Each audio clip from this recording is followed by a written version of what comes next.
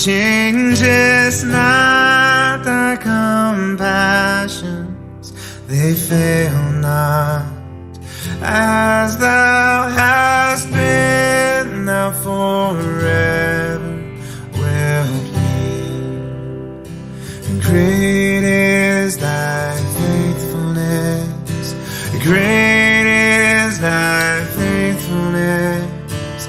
Morning by morning, new mercies I see, and all I have needed thy hand hath provided. And great is thy faithfulness, Lord, unto me.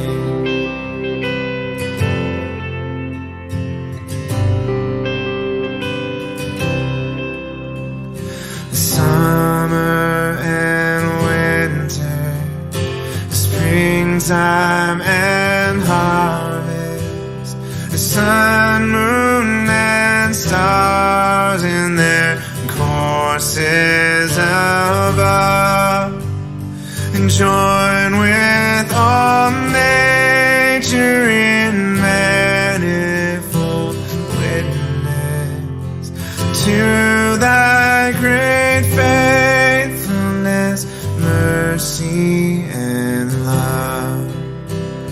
And great is thy faithfulness, great is thy faithfulness.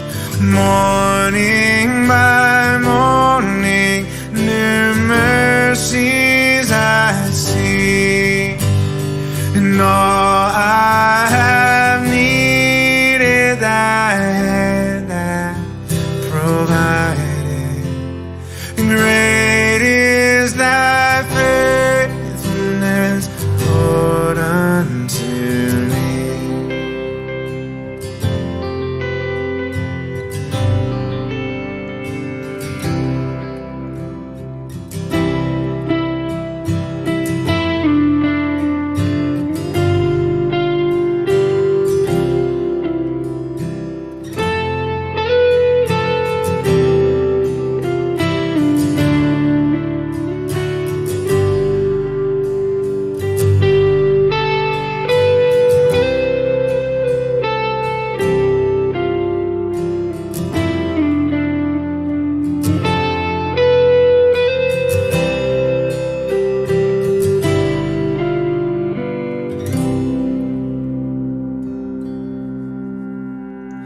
Pardon for sin and a peace that endureth, thine own dear presence to cheer and to guide, strength for today and bright hope for tomorrow, blessings all mine with 10,000 beside.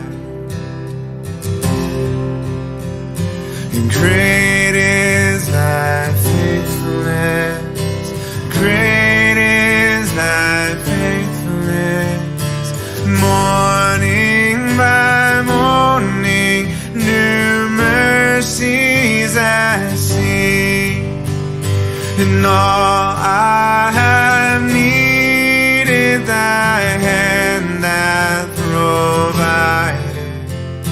Great is thy faithfulness, great is thy faithfulness, great is thy faithfulness, Lord, unto me.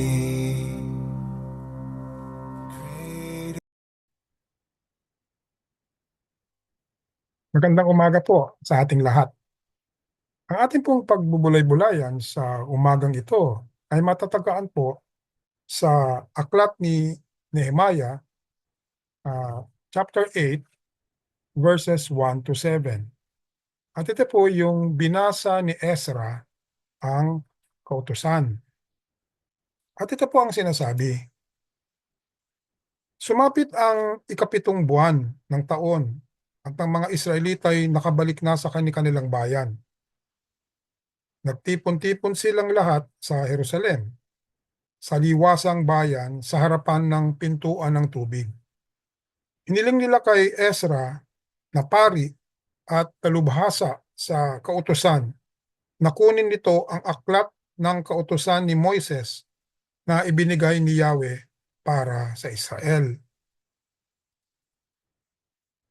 Kaya't ng unang araw ng ikapitong buwan, kinuha ni Ezra ang aklat, dinala niya ito sa kapulungan binubuo ng mga lalaki, babae, at mga batang may sapat ng gulang na at pangunawa.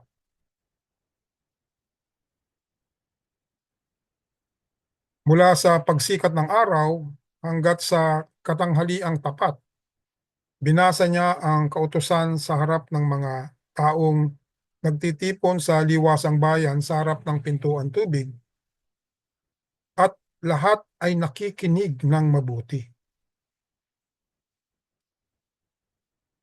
Nakatayo si Ezra, ang tagapagturo ng kautusan, sa isang entabladong kahoy na sadyang ginawa para sa pagkakataong iyon. Sa kanan niya ay nakatayo sina Matitias, Sema, Anaya, Urias, Hilkias, at Masaeas. Sa gawing kaliwa naman naroon sina Pedayas, Misael, Malkiyas, Asum, Hasbadana, Zacarias, at Mesulam.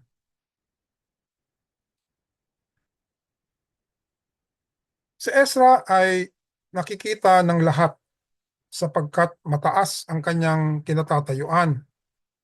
Ang lahat ay tumayo nang buksan niya ang aklat.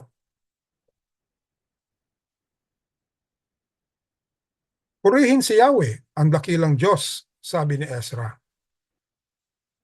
Tinaas naman ng mga tao ang kanilang mga kamay at sumagot, Amen, Amen.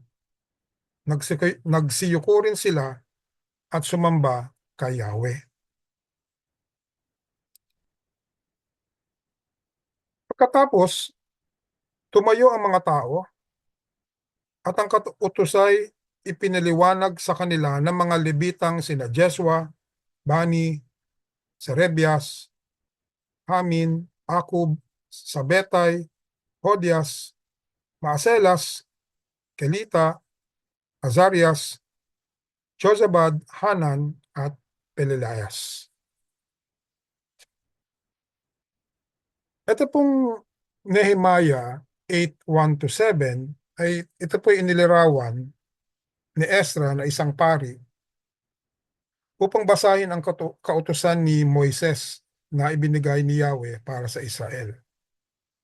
Ang lahat ay nakikinig ng mabuti sa salita ng Diyos. Kaya ano ang nangyari sa Nehemiah? Balikan lang po natin.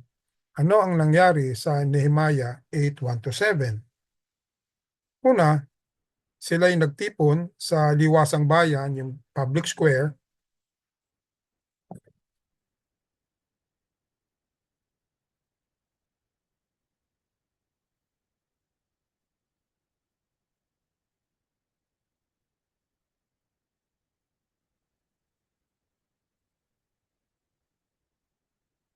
sa public square, at doon po sa harapan ng pintuan ng tubig o yung water gate. At dala ni Ezra ang aklat ng kautusan ni Moises. Binasa sa harap ng mga tao mula sa pagsikat ng araw hanggang sa katanghaliang tapat. Lahat ay nakikinig ng mabuti at pinuri at purihin si Yahweh, ang dakilang Diyos, at ang mga tao ay sumagot ng Amen, Amen. Ezra blessed the Lord, and the people respond with Amen, Amen. At ang mga tao nagsiyuko at sumamba kay Yahweh. Hindi po binanggit dito, dun po sa verse 9 po kasi sinasabi doon na ang mga tao po ay nabagabag sa kanilang kalooban at umiyak nung kanilang pong narinig ang binanggit ni Ezra patungkol dun sa salita ng Diyos. So, ano po ang pwede nating matututuhan natin sa Nehemiah 8:1-7?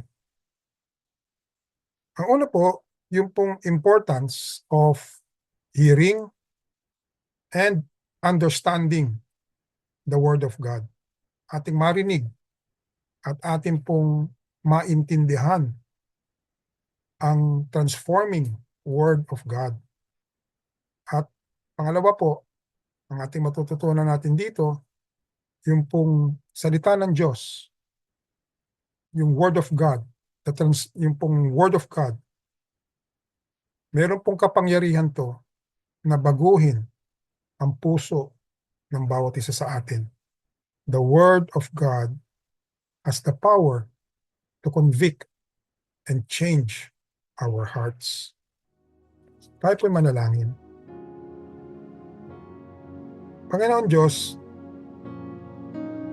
maraming salamat po sa transforming word na ipinagkaloob niyo po sa amin upang magpatuloy kami i-glorify kayo in whatever we do. Panginoon, bigay niyo po sa amin yung pong pananampalataya upang matanggap namin ang inyong salita. Una at aming maunawaan ang ibig sabihin ng inyong mga salitang ipinagkaloob niyo po sa amin. Kaya po, humihingi po kami ng iyong pananampalataya at pangunawa ng iyong mga salita at ng kalooban na maipamuhay at maisagawa ang iyong mga utos. In Jesus' name, Amen. Magandang umaga po sa ating lahat.